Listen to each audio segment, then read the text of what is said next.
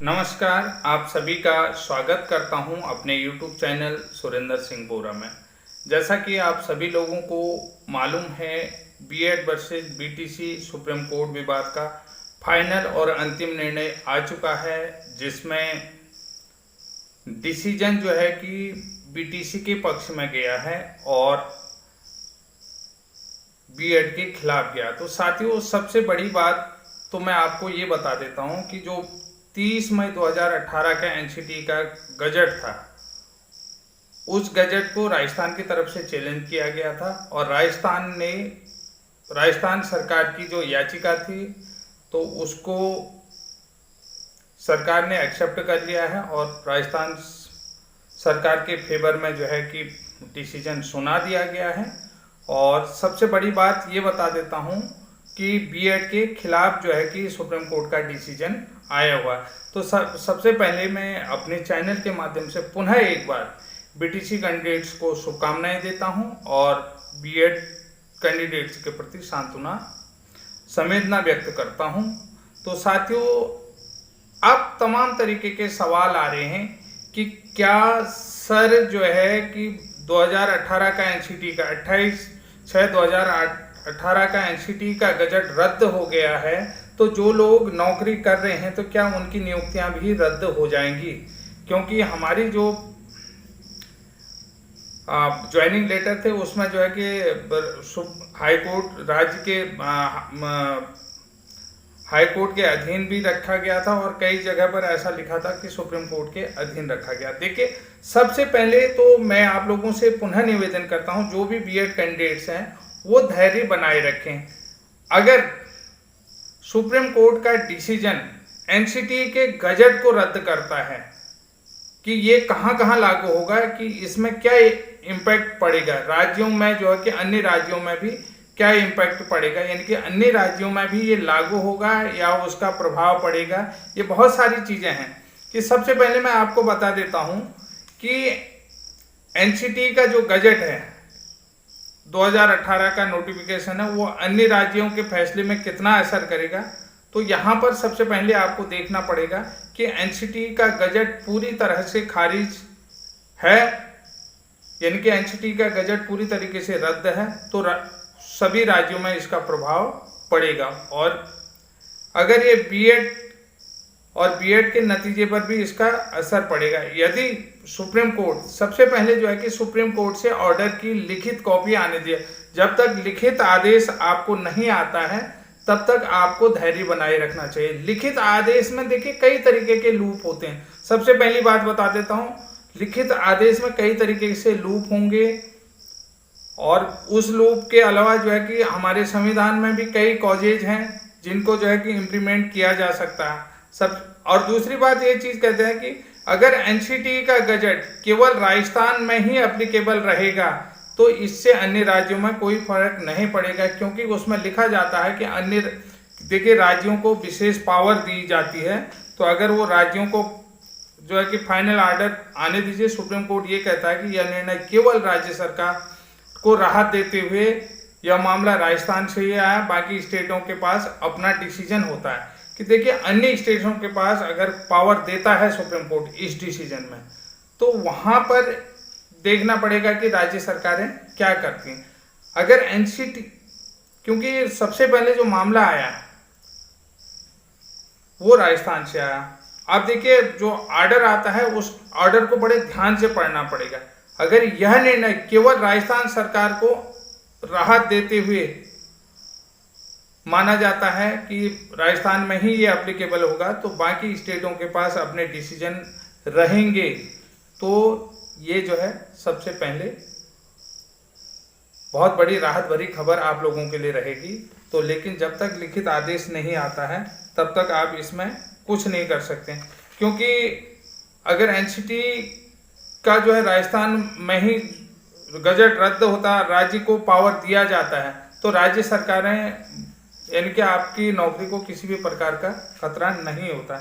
अगर फाइनली जो है कि ये जो है, आपको एक बड़ी बात यहाँ पर समझनी होगी, मैं बहुत अच्छे तरीके से, क्योंकि यहाँ पर मैं कोई, मेरे पास बोर्ड नहीं है जिसको मैं आपको लिखित रूप से समझा सकता हूँ। इसलिए जो है कि आप तरह तरह के जो कमेंट आ रहे हैं, भ्रामक कमेंट आ रहे हैं, भ्रामक न्यूज आ रहे हैं, उन न्यूजों को न देखिए और अपना धैर्य बनाए रखें। जो लिखित आदेश है, जो अंतिम निर्णय, जो फाइनल निर्णय आया, उस लिखित आदेश के प्रत्येक सेंटेंस को ध्यान से पढ़ना, क्योंकि उन सेंटेंसों में कई तरीके के लूप होंगे कि अगर ये राजस्थान में ही जो है कि एनसीटी के गजट को, यानी कि पूरे एनसीटी को ही रद्द कर दिया तो और एनसीटी के गजट को ही रद्द किया, यानी एनसीटी को ही रद्द कर दिया या एनसीटी के गजट को रद्द कर, ये बहुत अंतर होता है। अब ये राजस्थान में ही देखिए, अगर पूरी तरीके से खारिज होता है तो सभी राज्यों में प्रभाव रहेगा। बहुत सारे लोग कह रहे हैं कि बोरा जी सुप्रीम कोर्ट का डिसीजन सभी राज्यों में एप्लीकेबल होता है। अब पहली चीज ये है कि आपको नतीजे आने तक कुछ भी नहीं कह सकते हैं आप, जो भी जब तक सुप्रीम कोर्ट का लिखित आदेश नहीं आता तब तक नहीं आता कि अगर ये जो है कि केवल राजस्थान में ही, यानी कि राजस्थान सरकार को ही राहत देते हुए माना गया है, तो ये बहुत राज्य के पास अपनी पावर होती है, तो ये बहुत बड़ी बात।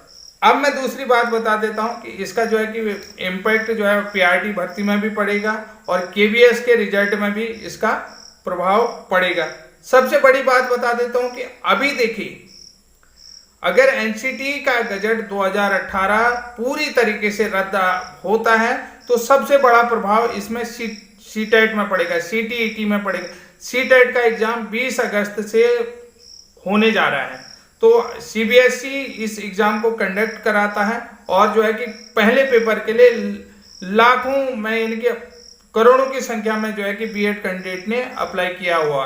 अगर एनसीटी का पूरा गजट 2018 का रद्द होता है तो सबसे पहले प्रभाव जो है सीबीएसई में पड़ेगा। दूसरी बात है कि अभी देश में सबसे बड़ी भर्ती हो रही है बीपीएससी में भी लगभग 5 लोग बीएड कैंडिडेटों ने जो है कि बिहार टीचर भर्ती में भी जो है कि बीपीएससी में भी 5 लाख से ज्यादा लोगों ने आवेदन किया गया होगा। और यहाँ पर देखिए, दोनों जगहों पर देखिए एग्जाम डेट आ चुकी है, कैंडिडेट्स को एडमिट कार्ड जारी हो गए हैं और सेंटर अलॉट हो चुके हैं। तो ऐसी स्थिति में देखिए क्या हो सकता है। अब डिसीजन जो है कि एनसीटी के गजट के आधार पर ही बीएड कैंडिडेट को टेट फर्स्ट में अलाउ किया गया और बिहार का अगर नोटिफिकेशन देखेंगे तो उसमें भी जो है कि बीएड को अलाउ किया है बीपीएससी ने। तो अब यहाँ पर सेंटर भी अलाउड हो गए हैं, एडमिट कार्ड भी जारी हो गए। तो हो सकता है अगर ये जो है कि बीएड के जो है कि यानी कि राज्य सरकार के पास कोई पावर नहीं आती है, बीएड के लिए कोई पावर नहीं रहती है, तो ऐसी स्थिति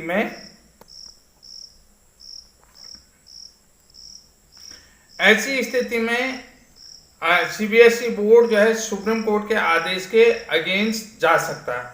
इसके अलावा बीपीएससी भी जो है सुप्रीम कोर्ट के डिसीजन के अगेंस्ट जा सकता है। और अब दूसरी बात मैं आपको बता देता हूं कि देखिए, यहाँ पर लाखों लोगों ने सीटेट में आवेदन किया है और बीपीएससी में भी 5 लाख से ऊपर बीएड कैंडिडेट्स ने, जिन्हें एडमिट कार्ड सारी चीजें आ रही। ऐसे में सीबीएसई बोर्ड भी जो है सुप्रीम कोर्ट के डिसीजन के अगेंस्ट जा सकता है और बीपीएससी भी, बिहार शिक्षा बोर्ड भी जो है सुप्रीम कोर्ट के डिसीजन के अगेंस्ट जा सकता है। ये एक राहत भरी खबर आपके लिए हो सकती है अगर ये जो है कि पूरे एनसीटी के गजट को ही रद्द किया जाता तो सभी राज्य में प्रभाव डालेगा। अब दूसरी बात मैं आपको बता देता हूं कि केंद्र सरकार और एनसीटी जो है कि बीएड के पक्ष में है। तो बीएड के पक्ष में तो सबसे पहले आपको केंद्र सरकार के मान मनोबल करना पड़ेगा, उनको मनाना पड़ेगा। केंद्र सरकार अगर सुप्रीम कोर्ट के डिसीजन के अगेंस्ट जो है कि अगर बीएड वालों को राहत देना चाहते तो वो नया अध्यादेश ला सकती है, संसद में बिल पास कर सकती है और ये जो है कि बिल पास करके एक नया जो है कि वो नियमावली बना सकते हैं। अब देखिए, अगर दूसरी बात है कि सुप्रीम कोर्ट का अगर डिसीजन आया है, हो सकता है एनसीटी को ये कह दे कि आप नए सिरे से नई नियमावलियों को बनाओ, तो हो सकता है उस नए नियमावली में कोई नया चीज जो है कि बीएड वालों के लिए अलाउड कर दिया जाए। फिलहाल जो है कि एनसीटी का जो गजट है वो केवल राजस्थान राज्य के लिए है या पूरे देश के लिए एनसीटी के पूरे गजट को रद्द किया गया है, ये देखना बड़ा है जब तक लिखित ऑर्डर नहीं आ जाता है। तो आगे जो आपको बात बता देता हूं कि आगे क्या होने वाला है कि जब उसके बाद राज्य सरकार के पास भी अपना विशेषाधिकार होता है। जो राज्य सरकारें होती हैं उनके पास भी अपना विशेषाधिकार होता है। हो सकता है वो सुप्रीम कोर्ट के इस डिसीजन को न माने और अपने यहाँ नियमावली में कुछ बीएड के लिए भी उन्होंने कहा कि हम बीएड और डीएलएड दोनों को ही ले सकते हैं। ये राज्य सरकार का अपना विशेषाधिकार होता है। ये बहुत सारे लोग मेरा विरोध करेंगे कि बोरा जी सुप्रीम कोर्ट से जो डिसीजन आ गया वो सभी मान्य होगा, लेकिन मैं आपको ये कह सकता हूँ कि राज्य सरकार के पास भी पावर होती है, अपना विशेषाधिकार हो सकता है। वो सुप्रीम कोर्ट के नियम को नहीं भी मान सकती, वो अपने यहाँ बीएड और डीएलएड दोनों को ही अलाउ कर सकती है, जैसा कि आपने बिहार भर्ती में भी देखा। अब साथियों बात आती है मध्य प्रदेश में जो भर्ती अभी हुई है, इससे पहले बिहार में भी हुई है, बंगाल में भी हुई है। जो अब लोगों का कहना है कि हम लोग तो जो है कि एनसीटी के गजट 2018 के बाद हमने नियुक्ति पाई है या किसी को अभी अभी नियुक्ति पाई है, तो अब सुप्रीम कोर्ट क्या करता है? देखिए, क्या सुप्रीम कोर्ट का जो ऑर्डर आया है, जो फाइनल निर्णय आया है, वो क्या 2018 30 मई 2018 के बाद ही लागू कर देता है? तो उसी दिन से लागू करता है, तो तब ये जो है खतरे की घंटी है। अगर वो, क्योंकि 5 साल में जो है कि लाखों करोड़ों लोगों ने नौकरियां पाई होंगी, तो इतने सारे लोगों को नौकरी से बर्खास्त करना या उनकी नियुक्तियां रद्द करना, ये जो है कि बहुत बड़ा जो है कि एक विवाद बन जाएगा। तो इतनी बड़ी संख्या में जो है कि लोगों की नियुक्तियां रद्द नहीं की जा सकती। सुप्रीम कोर्ट का आदेश है। सुप्रीम कोर्ट के आदेश के खिलाफ लोग जो हैं जाएंगे। तो 2000 और दूसरी बात मैं बता देता हूं कि अगर 2018 से लोगों की नौकरियां होती तो सबसे बड़ी ये कैंडिडेट्स की कोई गलती नहीं है, एनसीटी की गलती है और एनसीटी एमएचआरडी की गलती का खामियाजा जो है कि बेगुनाह लोग नहीं भुगत सकते हैं। इसलिए यहाँ पर भी राहत की संभावना पूरी तरीके से लगती है। ये बात आप समझ लें। और दूसरी बात यह है कि सुप्रीम कोर्ट का जो भी डिसीजन है वो सर्वोपरि ही रहेगा, उस डिसीजन को सर्वोपरि मान के। और अब जो है कि सुप्रीम कोर्ट के डिसीजन के बीच राज्य सरकारें हों या केंद्र सरकारें बीच का रास्ता निकालेगी। या तो जो है कि कहती है कि आज के बाद 11 अगस्त 2023 के बाद सुप्रीम कोर्ट के निर्णय मान्य होंगे, तो सभी के लिए एक राहत भरी खबर हो सकती है, हो सकता है उन लोगों के लिए। और या जो है कि एक और रास्ता हो सकता है कि जो राज्य सरकारें कहते हैं कि हाँ सुप्रीम कोर्ट का नियम जो है कि पीछे से ही लागू 2018 से ही लागू होगा और जो कैंडिडेट्स हैं हमारे यहाँ नियुक्तियां पा चुके हैं, तो हम लोग इनको जो है कि डीएलएड करा लेंगे। तो वो लोग जो है नियुक्ति के दौरान ही उन लोगों को डीएलएड करा सकते हैं। कोई न कोई बीच का समाधान जरूर निकलेगा। मैं आपसे पुनः निवेदन कर रहा हूं कि इस तरीके के भ्रामक न्यूज़ों में न जाएं, क्योंकि मैंने आपको 2-3 चीजें आपको बता दिए हैं। सबसे पहले देखिए, अगर एनसीटी का पूरा गजट ही रद्द होता तो सबसे पहले जो सीबीएसई बोर्ड है वहां पर सीटेट प्रथम में अप्लाई करने वाले बीएड कैंडिडेट्स बाहर होंगे, उनको इम्पैक्ट पड़ेगा, इसका प्रभाव पड़ेगा।